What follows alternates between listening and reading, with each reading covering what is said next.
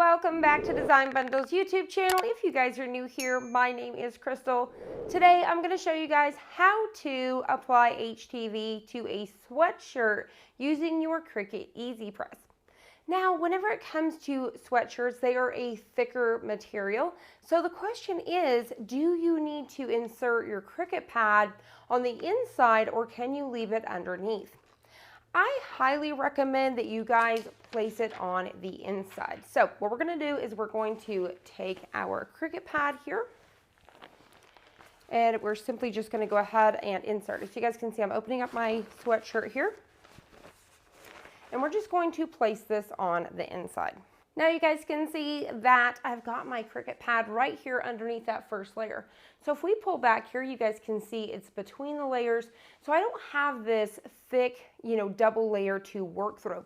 So what this is going to do is this is going to allow the heat from you, whether it's your heat press, your Cricut Easy Press, this is going to allow that HTV to bond with the fabric a whole lot better.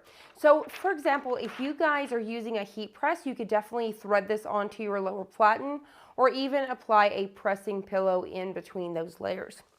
All right, so we are ready to go. So let's figure out our placement on our sweatshirt. So we're going to go ahead and I'm going to go by my net tag like I normally do. So before I go ahead and get this ready to go, I'm going to straighten everything back out. You never want to go in with a Cricut angle. You want to make sure that you can see everything clearly.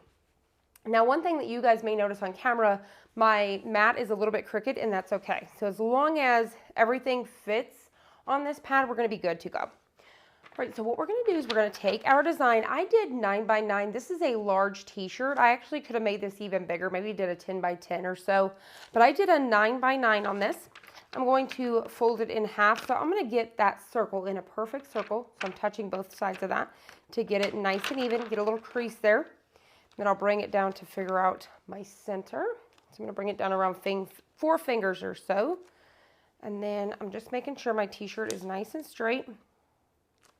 So I'm paying attention to these lines right here as I'm eyeballing here to make sure that everything looks nice and straight. So I think I'm happy with that. So once we are ready to press, we're just going to go straight on with our Cricut Easy Press. We don't need to cover this with parchment because we already have a carrier sheet. So now we're going to go ahead and take that Cricut Easy Press. We're going to cover everything up and we are going to press this 315 for 30 seconds. You want to give a nice medium pressure so that way you can make sure that your HTV is bonding with the fabric. All right, so we are going to lift up our Cricut Easy Press, get it out of the way. And this is a hot peel, so I'm going to give it just a second and then I'm going to go ahead and peel. All right, so I'm going to go ahead and grab this by an angle. Now make sure and pay attention to the brand that you're using because it may be a cold peel. All right, so what Cricut recommends is that you flip your t-shirt and press it again for another 15 seconds. So for this, what I'm going to do is I'm going to remove this and then I'm actually going to flip this inside out and I'm going to press one more time. Once again, if you guys were using a heat press, that has a lot of pressure. So that's one of the big differences between the Cricut Easy Press and a big standard heat press is the pressure is different. So that's why you really need to follow Cricut's recommendations and flip it over. And you really need to go in between the layers like I'm doing now because this is such a thick layer. These are 2 thick layers that you want to make sure that you can apply that heat right here on the back. So we've got it flipped over, everything's smoothed out. So I'm going to go ahead and go right back on where that area is and I'm going to press again for around 15 seconds. All right, we'll lift it up. We are going to flip it back around. I'm going to remove my Cricut pad. And there you guys have it. It's that easy to personalize and customize your very own sweatshirts. Now the sweatshirt that I'm using today, this is a Comfort Colors. I'll have one link below for you guys.